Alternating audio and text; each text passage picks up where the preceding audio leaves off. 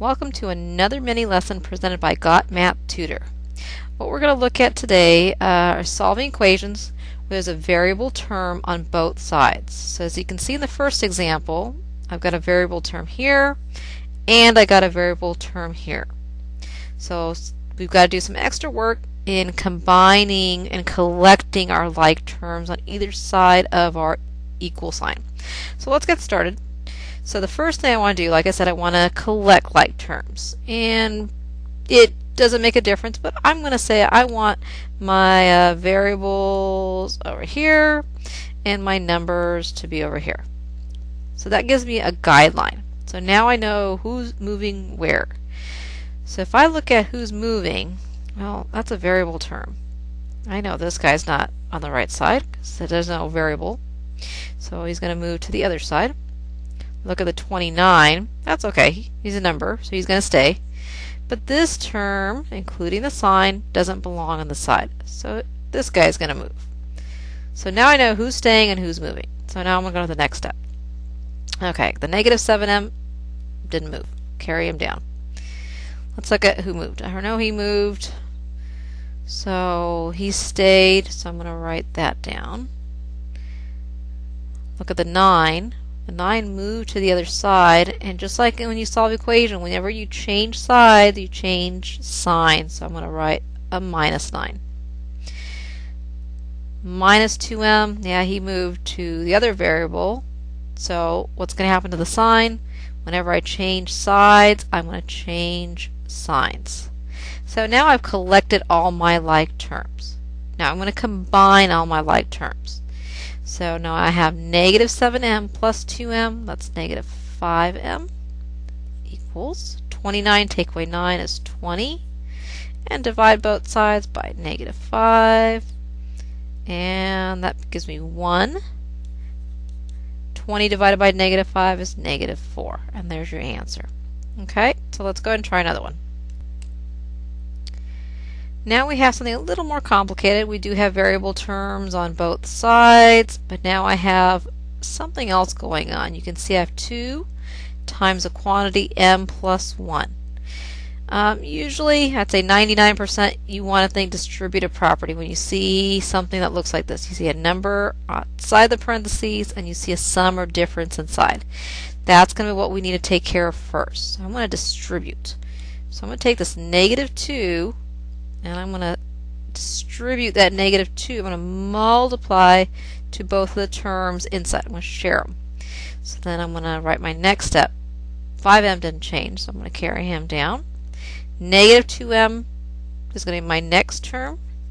And then negative 2 plus 1, multiply those two, gives me negative 2.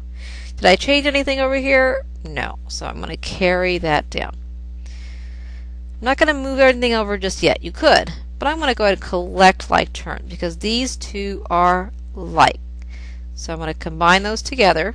So 5m minus 2m is 3m. Carry whatever else didn't change. M minus 10. Now I can start collecting like terms.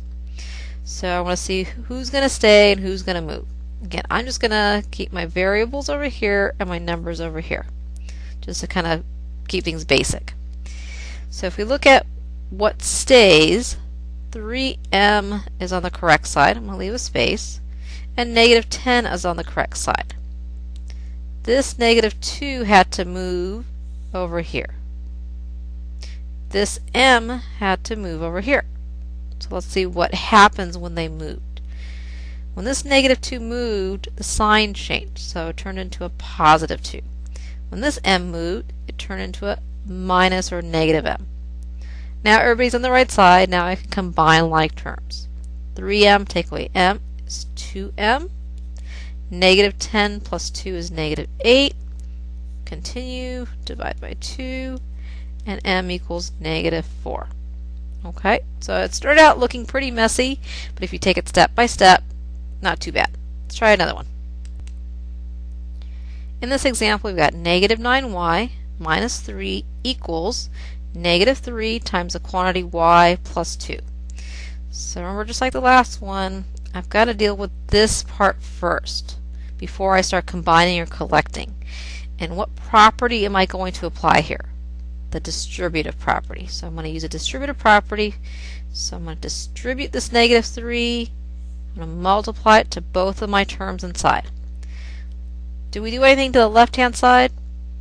No. So I'm going to carry both of those terms down. When I distribute negative 3 times y is negative 3y. Negative times a positive is a negative. 3 times 2 is 6.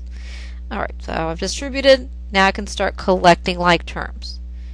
Okay, so again, I'm going to keep my variables on my left and my numbers on the right. So I'm going to start by going, okay, who didn't move? Negative 9y didn't move. So I'm going to keep him there, leave a space, put my equal sign. Who didn't move over here? This is a number, so I'm going to keep the negative 6 there. Now let's look at who moved. This was not on the right side. So this negative 3 is going to have to move with the other number. Well, if I move negative 3 over, it changes to a positive 3. Same thing with the negative 3y. The negative 3y moves over, changes to a positive 3y. And now I can go ahead and start combining things together, because everybody's like. Negative 9y plus 3y, can combine those. That gives me negative 6y. Negative 6 plus 3 is negative 3. Continue, divide both sides by negative 6. That gives me 1. Be careful here. 3 over 6 is not 2, it's 1/2, and that's my answer. Hopefully that gave you some help and review on how to solve equations when there's a variable on both sides. Until next time.